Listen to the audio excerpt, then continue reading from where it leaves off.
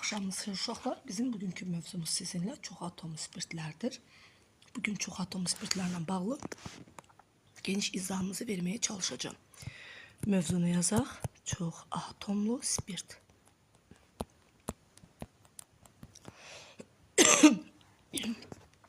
Çox atom biz indiyə kimi sizinlə bir atomlu spirt öyrəndik.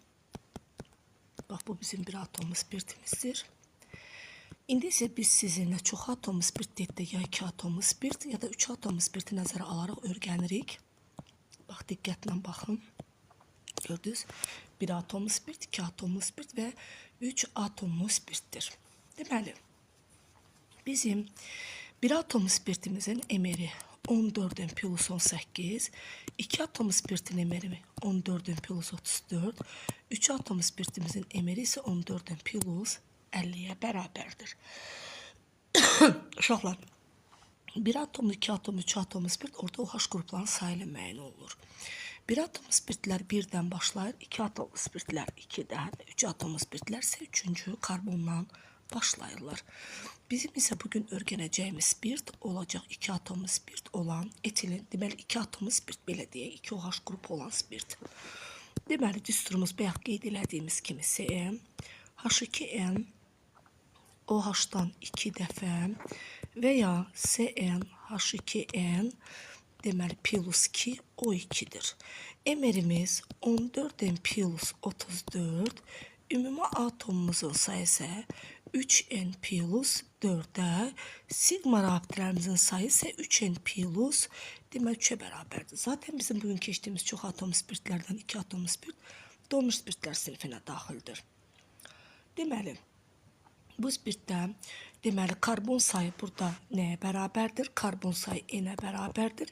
Hidrogen atomlarının sayı isə burada 2N plus 2 götürülür. Gördünüz, bax, bu düstura əsasendir.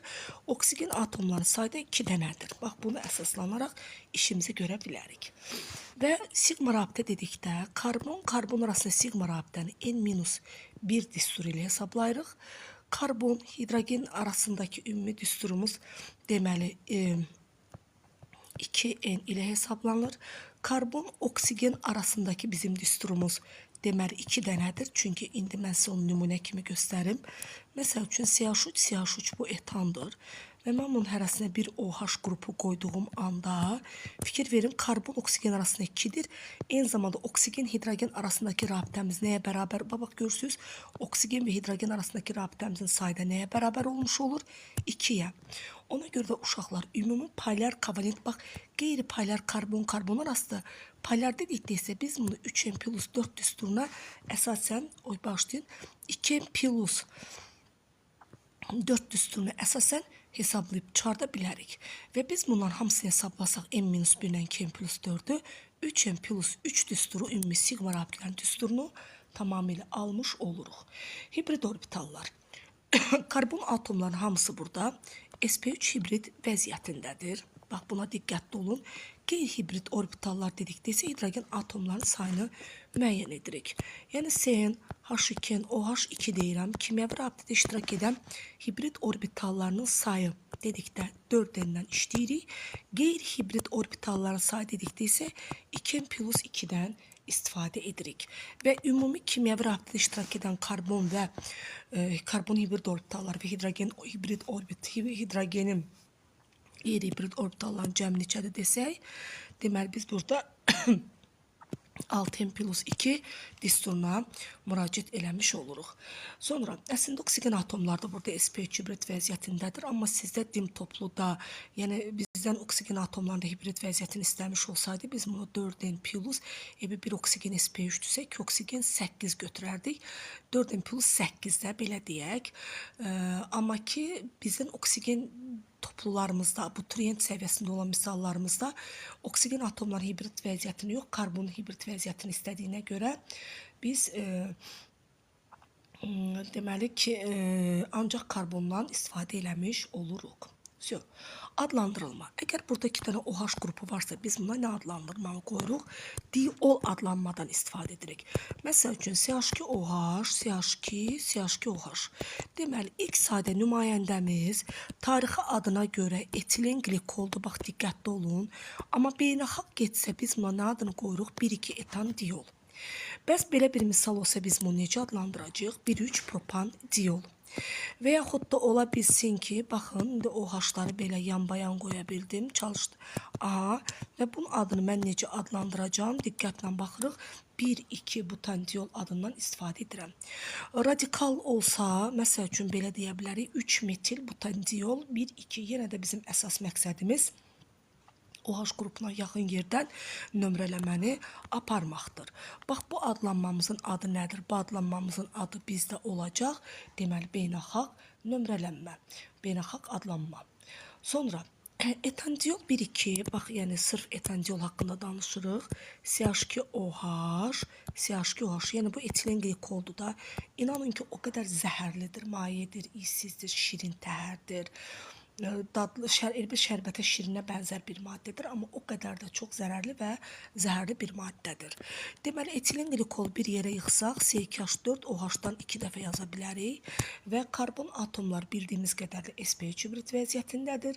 Hidrogen atomları burada deməli nə vəziyyətdədir? Qeyri-hibrid vəziyyətindədir və karbon atomlar, bax, gördüyümüz kimi ikisi də birli vəziyyətdədir. Çünki bu karbon bir karbona, bu da bir karbona birləşir.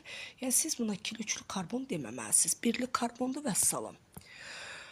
Sonra necə alınırlar çox atomlu spirtlər? Gəlin, onlar haqqında biraz sizə məlumat verək. Çox atomlu spirtlərin birinci alınması uşaqlar alkenlərin deməli kalium permanganatın iştirakı ilə hidratlaşmasıdır. Alkenlər deməli atomar oksigen və su yazırıq. Katalizator kimi kalium permanganatdan istifadə edirik.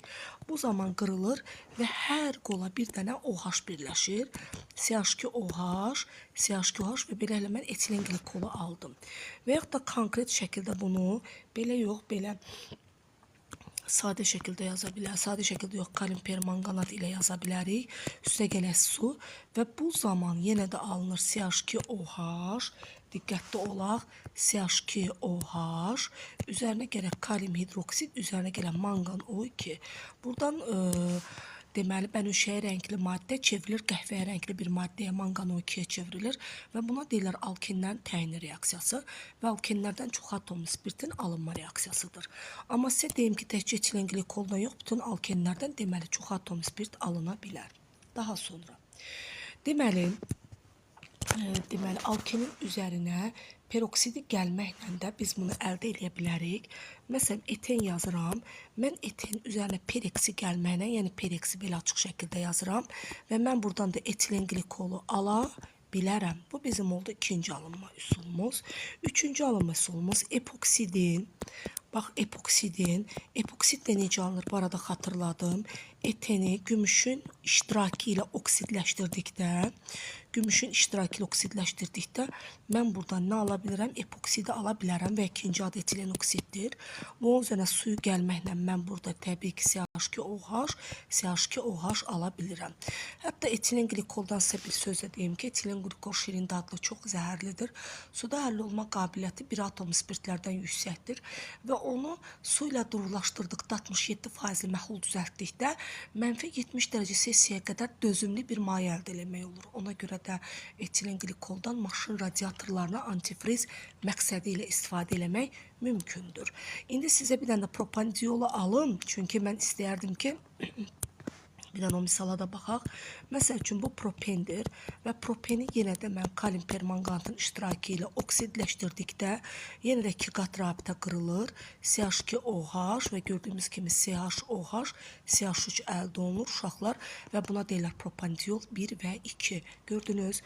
Sonra yadınıza düşür digər bir alınma üsulunda deyim sizə ki, bir atom spirti aldıqda monoxlor törəmənin üzərinə suda məhlulu gəlməklə CH3, CH2OH alırdıq və kalium xlor çıxırdı uşaqlar. Yəni kalium xlorun əvəzi olunurdu, OH dora birləşirdir. İndi buna baxın, mən bu dəfə dixlordan istifadə edirəm. Dixlordan istifadə etdiyim anda 2 molekul natrium OH-ın suda məhlulundan istifadə edirəm. Və bu zaman 2 natrium 2 xlor apardı, 2 natrium xlor. Üzərinə gələk CH2OH, CH2OH və beləliklə mən buradan etilen qlikolu yenə də əldə eləmiş oldum. Vəssalam, bax bu qədər. İndi isə gəldik kimyəvi xassələrinə. Mən sizə maraqlı bir fikir bildirim. Bu bizim məsələlərdə həddən artıq çox düşür, diqqətli olun.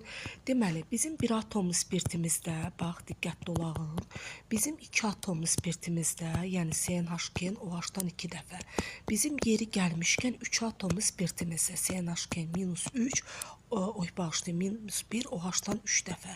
Bunlar hamısı natrium ilə reaksiyaya girir. Natrium ilə reaksiyaya girdiyi anda OH-ın sayı qədər natrium ilə reaksiyaya girir.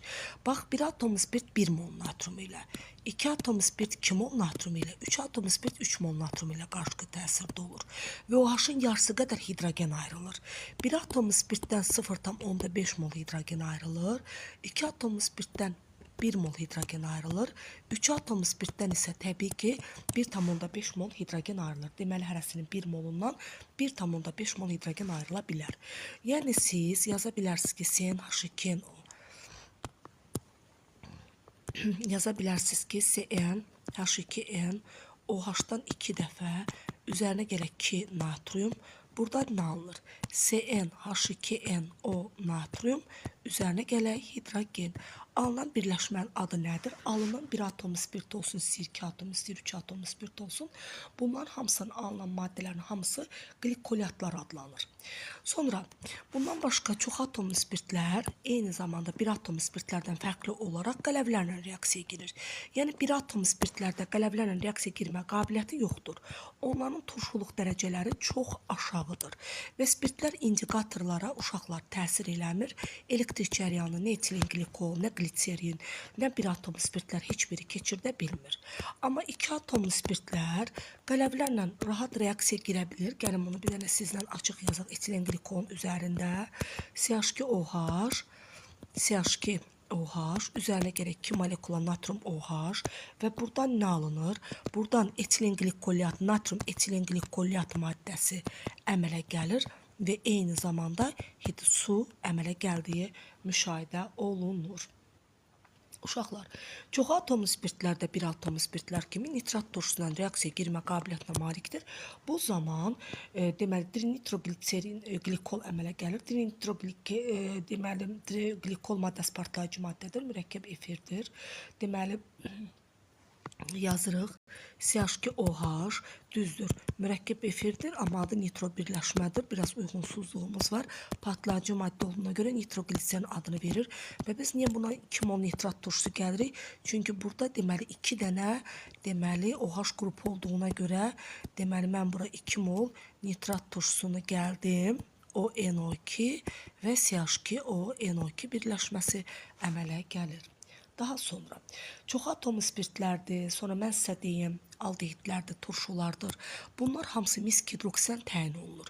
Bir atomlu spirtlərin üzərinə mən, məsələn, CnH2n+1OH-ın üzərinə mis-hidroksid gələ bilmərəm. Yəni mis-hidroksidin qarşılıqlı təsirdə olmur.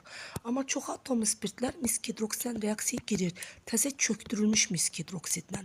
Bu zaman parlaq göy rəngli məhlul alınır. Elə sırf bax bu reaksiya da inanın ki, təyin reaksiyası sayılır və buradan 2 molekula su əmələ gəlir. Üstə gələk CH2O, CH2O mis alınır, mis 2 etilen glikoliat. Belə bir maddə alınır və bunun nəyə sayılır? Təyini reaksiyası sayılır. Sonra nə deyə biləriksə çox atomlu spirt. Bundan başqa çox atomlu spirtlər oksigensiz turşularla da qarşılıqlı təsirdə ola bilər etilen glikol. Məsəl üçün CH2OH etilen glikol yazıram. CH2OH üzərinə gələk xlorid turşusu, 2 molekula xlorid turşusu gəlirəm. Yenə də su molekulları ayrılır. Su molekulları ayrılır və buradan deməli nə alınır? Oxu düz çəkək, CH2 xlor, CH2 və xlor. Belə bir birləşməmiz əldə olunur. Vəssalam. Etilen glikol eyni zamanda tereftal turşusu ilə lafsan lifin əmələ gəlməsində bizə yardımcı olur. Lafsan lifi də çox möhkəm lifdir. Deməli, kanatların hazırlanmasında, torların hazırlanmasında, lafsan balıq torlarının hazırlanmasında, jgut hazırlanmasında lafsan lifindən çox böyük istifadə edirik. Yəni, mən sizə deyim ki, lafsan lifini almaq üçün bizə etilen glikol lazımdır. Sadəcə bunu deyələ. Bir də lafsan lifini almaq üçün bizə nə lazımdır? Tereftal turşusu lazımdır. İnşallah gələcəkdə lafsan lifinin alınması haqqında məlumat verəcəm. Siz testə düşə bilər ki, polikondensləşmə spirtlərdən hansı girir? Polikondensləşmə spirtlə, deməli, polikondensləşməyə daxil olan spirt sırf etilen glikoldur. Gəlin, onda reaksiyasını mən sizə qeyd edeyim. Məsəl üçün HO, deməli, CH2OH, üzərinə gələk lafsan lifi.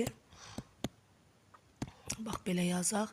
Yəni, C6H4 benzol halqasını olduğunu bizə göstərir uşaqlar. Yəni, hər ikisi də N sayda qəbul olunub. Deməli, turşudur. Bu da spirtli HOH. HOH çıxır. 2 N sayda suyumuz ayrılır. Üstə gələk oksigen. CH2O, CO, C6H4, aha, CO, aha, birləşməsəm elə gəlir. Və buna deyirlər nə lifi uşaqlar? Buna deyirlər lafsan lifi. Bax, belə. İndi isə sizlə biz keçirik 3 atomlu spirt gliserinin alınması. 3 atomlu spirt deməli nədir? 3 atomlu spirtin ən sadə nümayəndəsi bizdə gliserindir. Gliserin üstünü gəlin yazaq. CnH2n minus 1 OH-dan 3 dəfə. Emerimiz 14n plus 50. Ümumi atomlarımızın sayı 3n plus 5. Sigma rabitələrimizin sayı isə deməli 3n plus 4-ə bərabərdir. 3n plus 4-ü belə hesablayaq bilərik ki, karbon karbonasında sigma n-1-dir. Deməli, karbon hidrogen arasında, deməli, biz bunu bir yerə yıxsaq, CnH2 minus 1, elə bir 3 oksigen də var, plus 3, O3'dür. Yəni, bu da eləyəcək nə CnH2 plus, deməli, 2, O3 hesablamamız plus 2 O3 düsturundan biz nə qarırıq? İstifadə edirik. Bax, beləcənə. Bəs uşaqlar, karbon hidrogen arasında nə qədər ola bilər? 2n-1-ə bərabərdir. 2n-1 karbon hidrogen arasındadır. Və karbon oksigen arasında əlbəttə ki 3'dür. Hidrogen oksigen arasındadır ki, əlbəttə nəyə bərabərdir? 3'ə. Və bunu hamısı hesablasaq, birlikdə bizə nə verir? Və bütün hesablamanı belə bunu hesablasaq, hamısı bizə birlikdə nəyə verir? 2n-5'i verər. 2n-5 yox, plus 5'i verə bilər. 2n plus 5 ilə də n-1'i hesabladıqda 3n plus 4 düsturunu ala bilərik. Bu da bizə təbii ki sigmanı verir. Baxın, 3 atomlu spirtin bütün deməli bir dənə nümunə yazaq.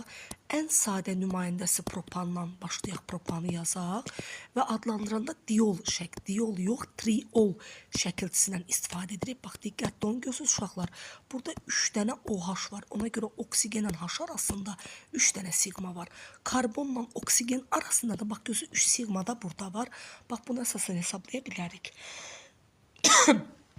Karbon atomları hibrit vəziyyəti 4N-dir, yəni bunu bilin. Amma oksigen atomları da sp3 hibrit vəziyyətindədir. Amma bizə o düşmür, yəni daha doğrusu belə desək. Yəni buna görə də bunlara fikir verməliyik. Qeyri-hibrit orbitalların sayı isə bu hibrit orbitalların sayıdır. Qeyri-hibrit orbitalların sayı isə bizə 2n plus 2 düsturundan hesablanır. Bax, vəssalam. Hibrit orbitalar deyəndə karbon atomları hibritdir. Deməli, bir dəqiqə. Ay, sağ olun. Hidrogen atomlarda qeyri-hibrit. Hidrogen atomlarda burada 2n-1 plus 3, 2n plus 2 idi və ümumi rabitədə iştirak edən hibrit orbitalların sayı dedikdə karbonun və hidrogen hamısı birlikdə hesablanır dedikdə biz bunun hamısını nə götürürük? 6n plus 2 düsturuna əsaslanaraq götürürük. Glitserin özlüdür, şirin dadlıdır, zəhərli deyil, suda çox gözəl həll olur və hətta demək olar ki, apteklərdə satılır. Tibbdə, təbabətdə yumuşaldıcı vasitə kimi çox gözəl istifadə olunur və yağların əsas tərkib hissəsinə daxildir. Glitserin necə alınır? Glitserini almaqdan ötəri uşaqlar bizə yağ lazımdır. Hər hansı bir yağ nümunəsi yazıram. Məsələn, yağlar da bilməlisiniz ki, deməli, duru yağlar var, maye yağlar var. Bax, bu haqda bir dənə məlumat verim. Duru yağlar var, maye yağlar var. Məsələn, mən stearin turşusunun, məsələn, bir dənə yağını sizə deyərdim. C17H35, COOCH2, yəni bu glitserinin deməli alınması, bu yağ elə bu yağı almaq üçün elə glitserinin özündən istifadə eləmişəm və mən bu yağı hidroliz elədiyim anda, turş müddət hidroliz elədiyim anda, bir dəqiqə, hidroliz elədiyim anda reaksiya dönəndir. Deməli, 3 dənə stearin turşusu əmələ gəlir. Baxaq, doymuş turşudan bərk yağ alınır və bir dənə də glitserinin alındığını müşahidə edirəm. Bir sözlə, yağların hidrolizi zamanı glitserin aldığını müşahidə edirəm. Yağlar duru yağlar da ola bilər, bərk yağlar da ola bilər. Hər iki halda da glitserin alınır. Əgər mən oleyin, linol turşusundan istifadə eləsəydim, məsələn oleyin və mən əlbəttə ki, maye yağları ala bilərdim. Allah qoysa inşallah yağlar dərsində bunu mən sizə daha dəqiq dərindən keçəcəm.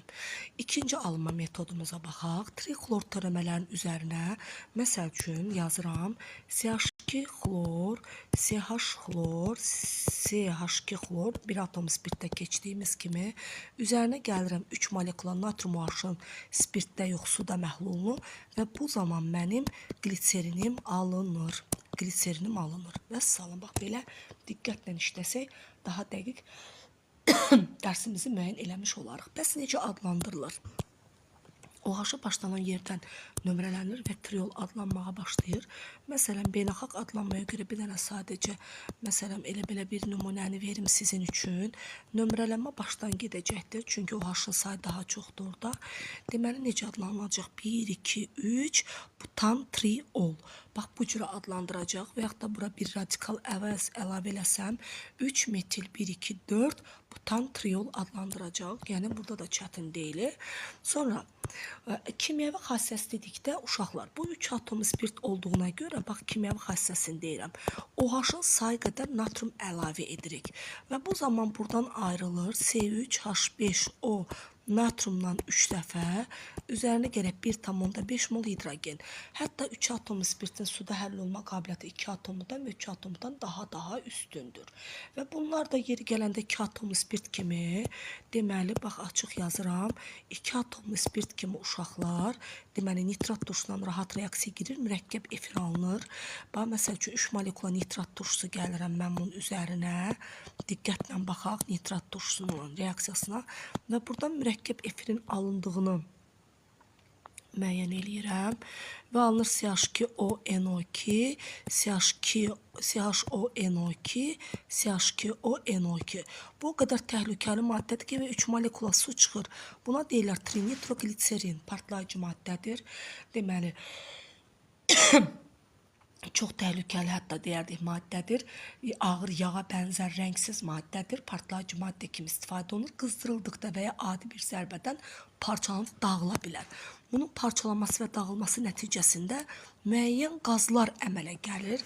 Mən istəyirəm sizə bunun nə əmələ gəldiyini göstərək. Məsələn, bir yerə yıxsam onu C3, H5, O3, NO2-dən 3 dəfə belə götürürəm və bunun parçalanması zamanı nə əmələ gəlir?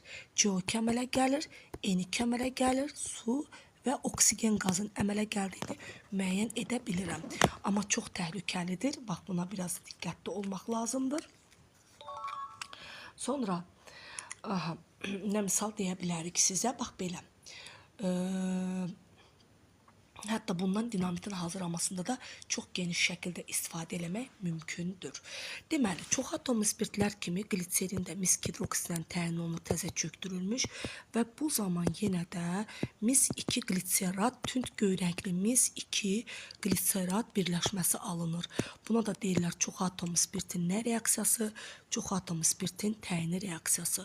Gördüyümüz kimi buradan yenə 2 molekula su çıxır və buradan alınır CH2O mis, CHO mis, oy bağışlayın, ikisi birlikdə olmalıydı, mis, CH2OH alınan birləşmənin adı olacaq nə? Deməli, 2 molekula su, mis 2 qlitserat və bu adlanır. Deməli, parlaq göyrəkli məhlul alınır və təyin edici maddə alınır. Qlitserindən tipdə, təbabətdə, göndərdə istifadə edirlər, bayaq onu dedim. 1% nitroqlitserinin özünün haqqında gəlin danışaq. Nitroqlitserinin 1% məhlulunu tipdə qan damarlarının genişlənməsi üçün tətbiq edirlər. Sonra bu qədər. İndi isə gəldik fenol dərsinə. Fenol bərk maddədir, çox zərərlidir. Ağ rənglidir, amma get-gedə havada qaldıqca rəngi tündləşməyə, çəhrayılaşmağa başlayır. Fenollara deyirlər aromatik birləşmələr, amma onlar spirtlər sinifi deyirlər. Çünki fenollarda OH qrupu nüvəyə birbaşa birləşir. Bu qəti şəkildə fenol ola bilməz. Fenol yığı spirt ola bilməz. Spirti əldə, əgər aromatik spirtdən danışırsınızsa, OH birbaşa nüvəyə birləşə bilməz. Nüvəyə birləşmiş hər hansı bir radikal var, o radikala birləşə bilər. Onda spirt əldə edə bilərik. Məsələn, buna nə deyirik? Benzil spirti. Amma bizim bugün keçdiyimiz dərs spirtlər yox, fenol dərsidir. Fenollar aromatik birləşmələrdir. Deməli, içində 1 OH varsa 1 atomlu fenol, 2 OH varsa 2 atomlu fenol, 3 OH varsa 3 atomlu fenol olur. Fenolu çox zəif turşuq qabiliyyətlidir. Buna karbol turşusu da deyilir. Karbon yox, karbol. Bunu bir yerə yıxsaq nə olacaq? C6H5OH olacaq. Suda çox yaxşı həlli olur. 70 dərəcə Selsiyə qədər qaldırmış suda isə suda həlli olması çox yüksəkdir. Deməli, antibakteriyal, mikroblara qarşı, viruslara qarşı çox güclü antiseptik maddə kimi istifadə oluna bilər. Əgər fenol siz içərisində 2 OH qrupu olan fenol görərsə, bunun adı nə olacaq? Benzol diol 1,2 və ya pirikatexin adlanır. Əgər mən içində 3 dənə OH qrupu olan sizə bir fenol deyərəmsə, onda bu benzol triol 1,2,3 olur və prihallol adlandırılır. Deməli, fenolun homoloqları var. Fenolun homoloqları hansılardır? OH birinciyə birləşib, CH3 ikinciyə birləşərsə, buna ortokrezol deyilir və yaxud da 2-metil fenol da demək olar. Əgər OH birinciyə kisilolla krezolu qatmayın, OH birinciyə CH3 üçüncüyə birləşirsə, metakrezol 3-metil fenol adlanar. Əgər OH birinciyə və CH3 qəv üçüncüyə birləşirsə, parakrezol və 3-metil fenol adını demək olar. Bax belə. Sonra fenollar haqqında ayrı biz nə deyə bilərik? Fenol birləşmələri haqqında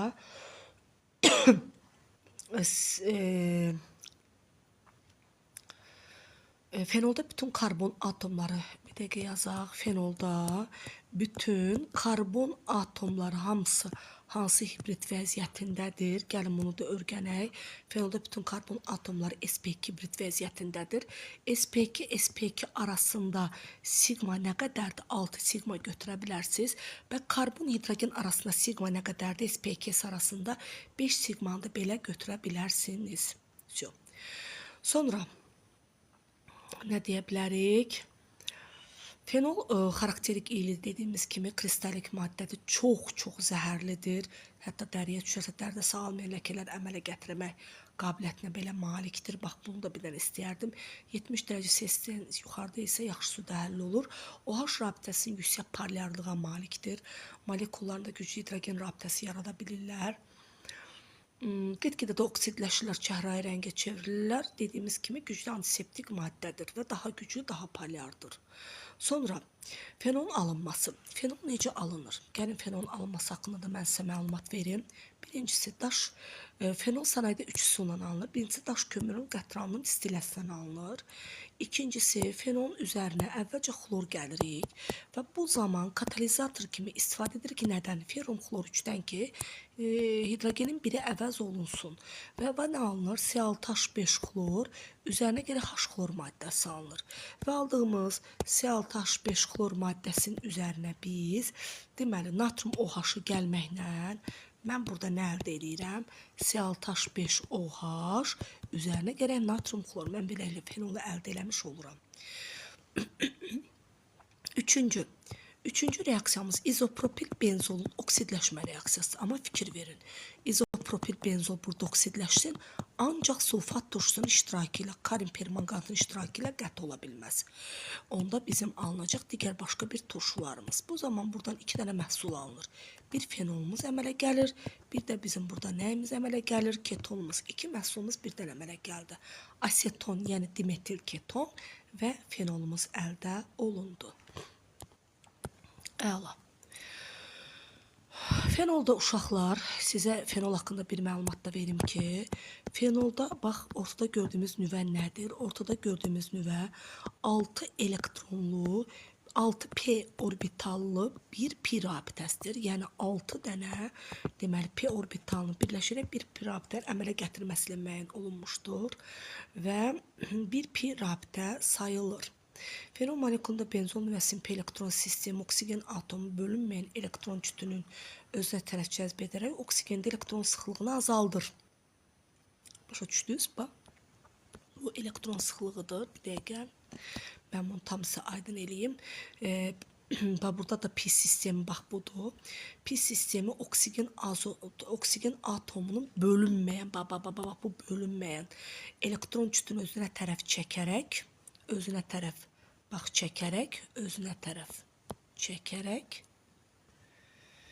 çəkərək oksigenin elektron sıxlığını azaldır. Oksigen də öz növbəsində oksigen və H rabitəsində elektron sıxlığına H atomunu özünə tərəf çəkir və məcbur da doğrudan da buradan hidrogen atomunun elektron sıxlığını özünə tərəf çəksin. Özünə tərəf çəkir və bu səbəbdən turşuluğu spirtlərdən çox olur və hidrogen atomu daha rahatlıqla qırıla bilir. O səbəbdən də deməli fenol həm OH rabitəsinin qırılmasına görə müəyyən olur, həm də benzol nüvəsinə görə müəyyən olunur. İndi gəlin o reaksiyalara biz sizlə baxalım.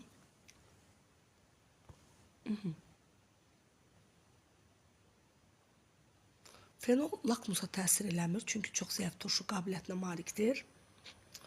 Fenolun kimyəvi xassəsi nədir? Fenol qələvi metallarla qarşı təsirdə olduğu anda hidrogen ayrılır, natrum fenolat əmələ gəlir. Bax, gördünüz. Fenol o qədər zəif turşudur ki, natrum fenolat əmələ gəldiyi anda karbonat turşusu belə fenolatı, yəni fenolu sığışdırıb çıxara bilir.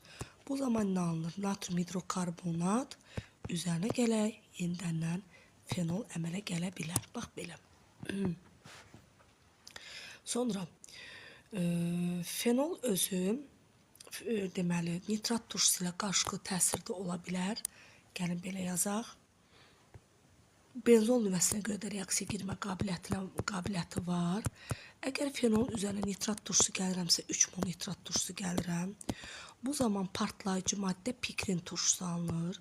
Hansı hidrogenlər əvəz olunur? 2, 4, 6-cı hidrogenlər əvəz olunur.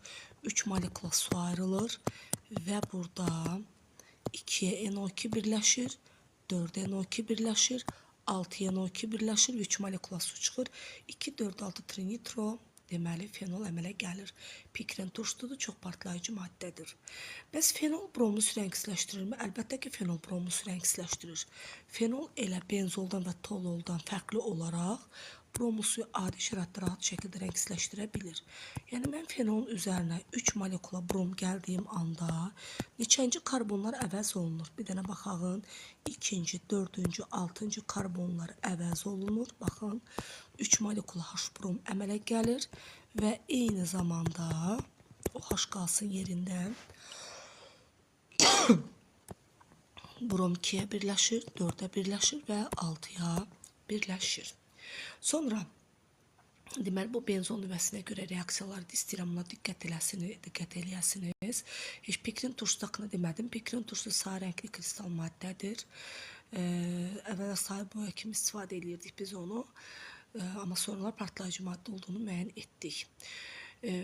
Fenol deməli nə ilə təyin olunur? Fenolun təyin edicisi dəmir xlor 3 birləşməsidir.